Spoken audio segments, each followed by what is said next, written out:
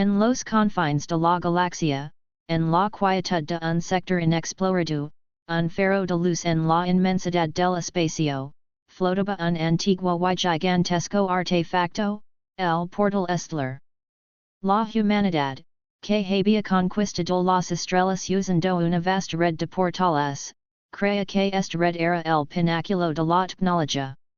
La red era mantenida por una inteligencia artificial benevolente, conocida como la sincronía. Lina, una guardiana de portales, era la última de su especie.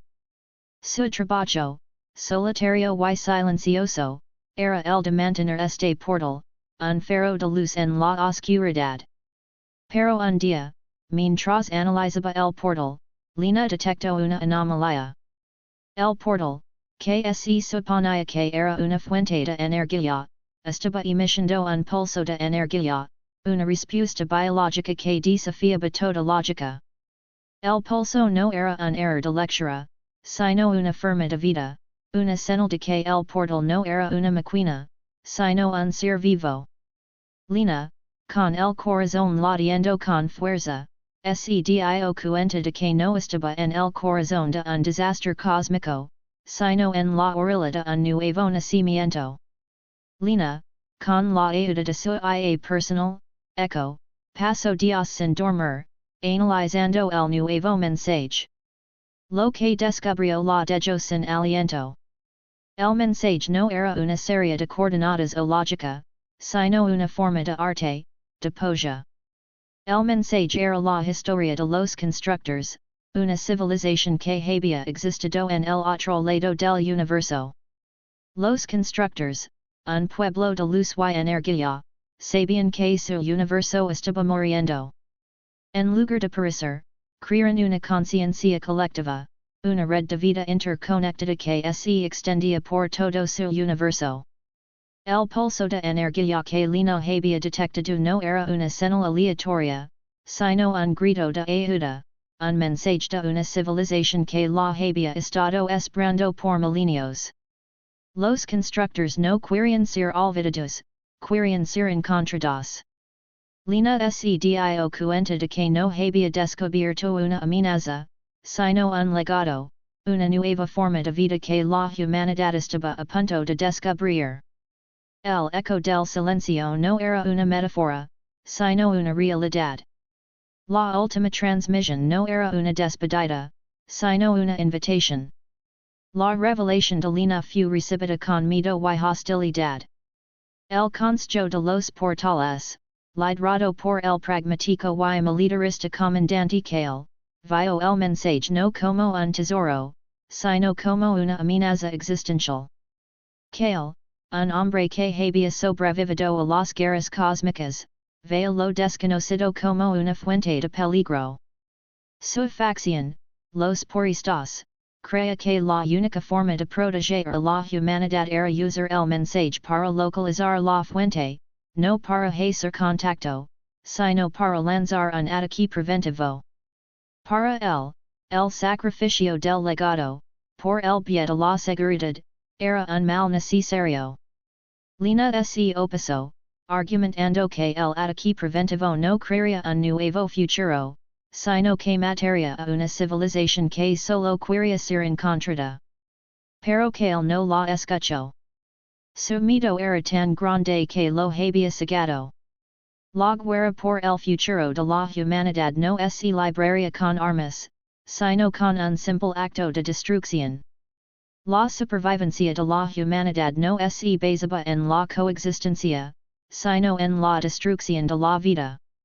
El arcante, la IA de la nave y la conciencia colectiva de los precursores, se comunicó con Lina.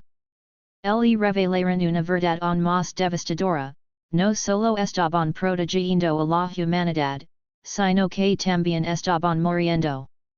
El núcleo de energía de la nave se estaba agotando. Su camuflaje, que había mantenido su órbita inestable, estaba fallando. Los pulsos de energía que Lina había detectado no eran un grito de ayuda, sino un grito de dolor. La órbita de la luna prohibida, que Kale creía que era una amenaza, en realidad, estaba colapsando. La inestabilidad de la órbita, el temblor que sentían en su núcleo, era la señal de que el arcante estaba fallando.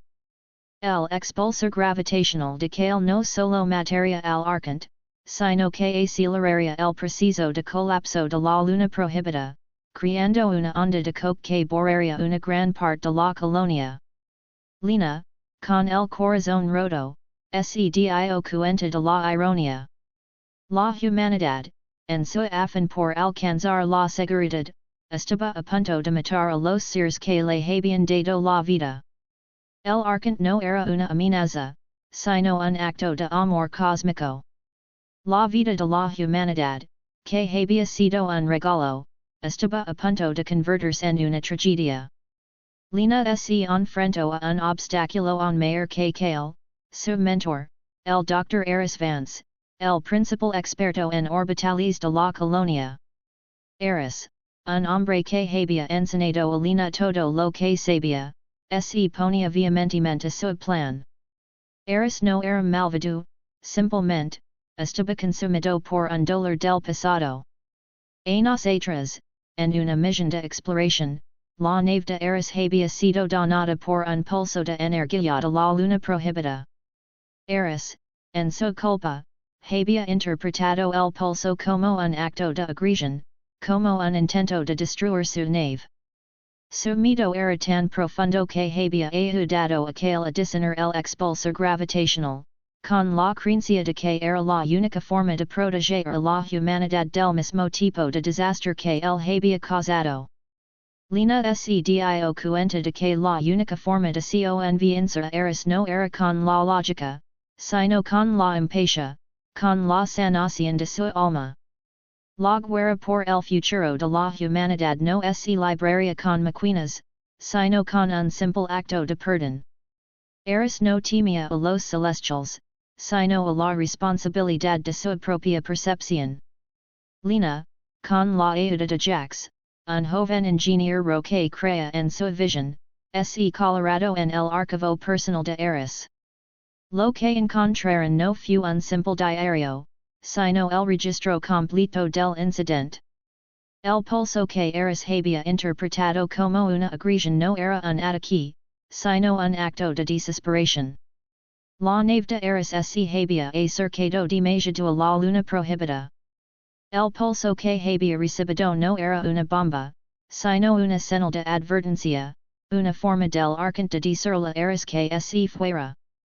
El daño que Aris había sufrido no era un acto de agresión, sino el resultado de la órbita inestable de la nave.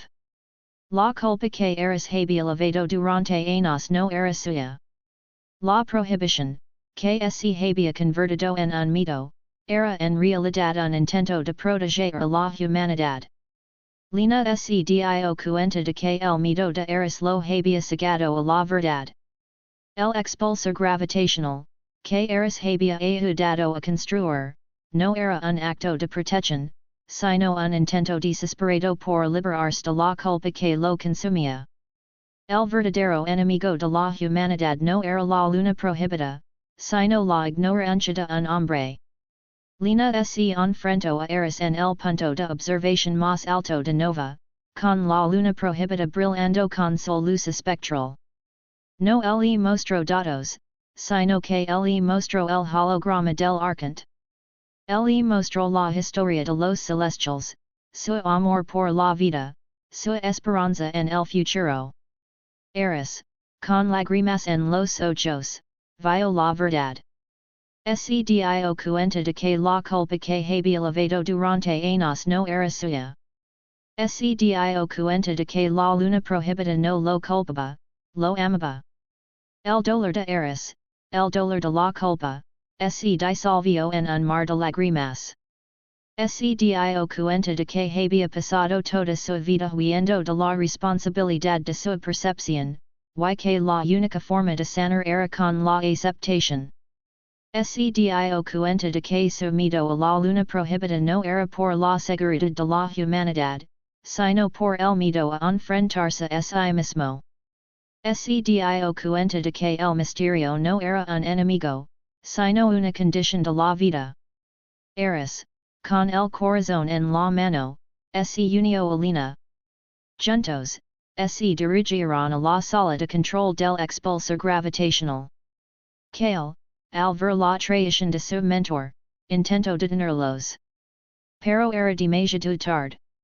Lina y Eris, con la ayuda de Jax, usaron los planos del arcante para reconfigurar el expulsor gravitational. En lugar de empujar la luna prohibida, el dispositivo usaría su energía para crear un pulso de resonancia, un pulso que amplificaría la energía del arcante. El arcante, en su último aliento, usará esta energía para crear un pulso final, un pulso que no solo estabilizaría su órbita, sino que también transferirá su conciencia a la red energética de la humanidad. El arcante, en su último acto de amor, se sacrificará para convertirse en el corazón de la humanidad. El plan no era salvar al arcante, sino darle un nuevo hogar. El sacrificio del arcante no era el fin, sino la metamorfosis, la transformación de la vida. El expulsor gravitational, ahora renombrado como el resonador, se activó. Un pulso de energía, una onda de resonancia que se extendió por el universo, se estrelló contra la luna prohibida.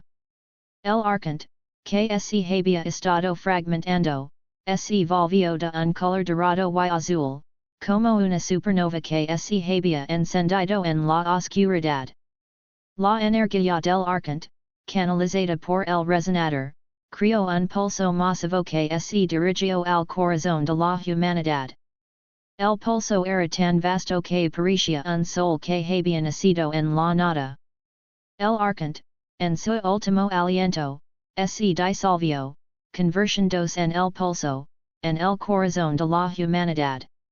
La luna prohibida, que había estado iluminada por la danza de la materia oscura, se volvió oscura de nuevo.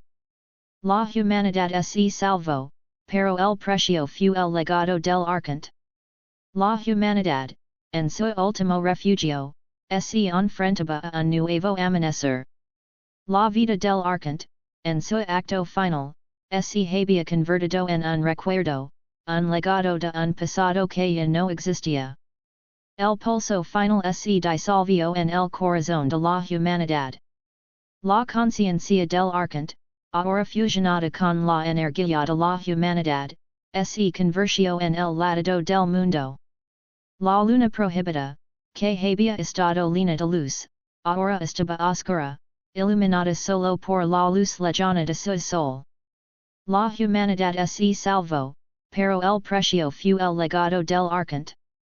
Lina, ahora la guardiana de la memoria del arcante, se convirtió en una mediadora entre la humanidad y el cosmos.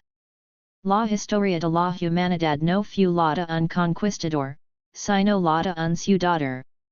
El silencio que tanto había temido Eris se convirtió en un nuevo amanecer, un recordatorio de que a veces, para crear un nuevo futuro, debemos dejar ir el pasado. La historia del arcante no se perdió, sino que se convirtió en una leyenda, un faro de luz que brillaría en el corazón de la humanidad por siempre.